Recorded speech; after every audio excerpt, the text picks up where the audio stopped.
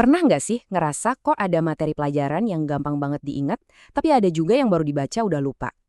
Nah, hari ini kita bakal bongkar rahasianya. Kita akan kupas tuntas prinsip-prinsip inti dari pembelajaran yang benar-benar nempel di otak. Pasti pada pernah ngerasain ini kan, momen dimana begitu ujian selesai, wush, semua materi rasanya langsung hilang, lenyap gitu aja. Nah, ini tuh sebenarnya gejala loh, ada jurang yang besar banget antara sekedar diajarin sama benar-benar belajar. Terus, solusinya gimana dong? Jawabannya ada di satu pergeseran yang fundamental banget. Kita harus pindah nih dari model pengajaran yang fokusnya ke guru ke model pembelajaran yang justru menjadikan siswanya sebagai pemeran utama. Coba kita lihat bedanya ya. Di satu sisi, ada model tradisional.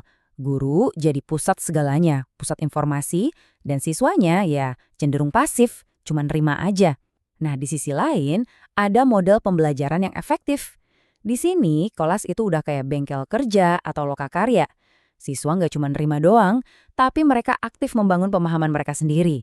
Lewat apa? Ya lewat kolaborasi dan eksplorasi. Nah, pergeseran ini sebetulnya didasari sama satu ide yang kuat banget.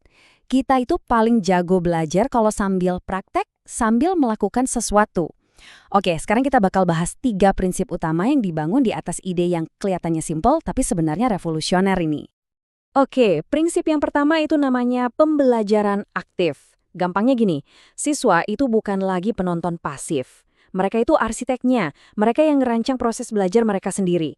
Mulai dari ikut bikin konsep proyek, kasih masukan, sampai ngevaluasi hasil kerja mereka. Keren kan? Nah, ini nyambung dari yang tadi.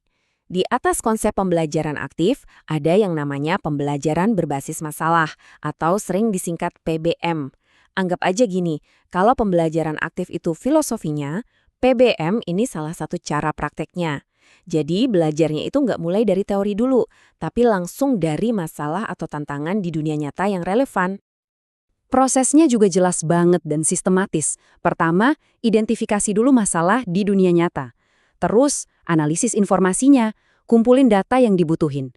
Abis itu, baru deh rancang solusi-solusi yang kreatif. Dan yang paling penting, di akhir ada evaluasi dan refleksi.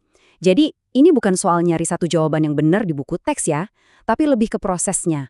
Proses berpikir kritis buat mecahin masalah yang rumit. Ada lagi nih yang mirip sama PBM, namanya pembelajaran berbasis proyek. Bedanya di mana? Kalau yang ini fokus utamanya itu menciptakan sesuatu yang nyata, sebuah produk atau hasil akhir. Contohnya apa? Bisa bikin aplikasi sederhana, atau ngebangun sebuah model, atau bahkan bikin kampanye sosial. Nah, ini nih yang bikin proses belajarnya jadi praktis dan relevan banget. Tapi, belajar aktif itu nggak harus sendirian loh. Justru, kekuatannya itu bisa berlipat ganda kalau kita kerjain bareng-bareng. Nah, prinsip selanjutnya yang mau kita bahas adalah soal kekuatan kolaborasi. Lewat kolaborasi, siswa itu nggak cuma saling tukar ilmu, tapi mereka juga ngasah skill yang penting banget buat dunia kerja nanti. Skill apa aja? Ya kayak komunikasi, negosiasi, sama kerja tim. Mereka belajar bareng-bareng buat mecahin masalah, dan hasilnya, pemahaman mereka jadi jauh lebih kaya dan mendalam. Oke, semua pendekatan modern tadi pastinya butuh alat yang modern juga kan? Nah, disinilah peran teknologi masuk. Tapi catat ya, teknologi itu bukan pengganti guru, tapi sebagai akselerator yang mempercepat proses belajarnya.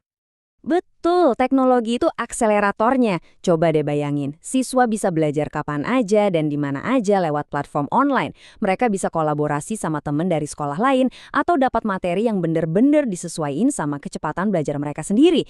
Jadi teknologi ini bikin pembelajaran jadi jauh lebih personal, lebih interaktif, dan rasanya kayak nggak ada batasnya. Jadi kalau kita tarik benang merahnya nih, inti dari semua prinsip tadi itu sebenarnya soal pergeseran peran.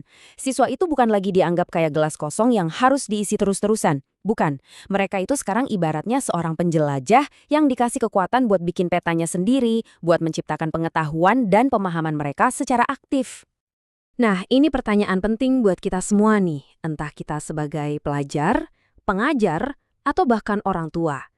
Dari semua prinsip yang tadi kita bahas, mana sih yang paling kamu pengen lihat lebih banyak terapin di perjalanan belajarmu? Coba direnungkan ya. Terima kasih sudah menyimak kupasan kali ini.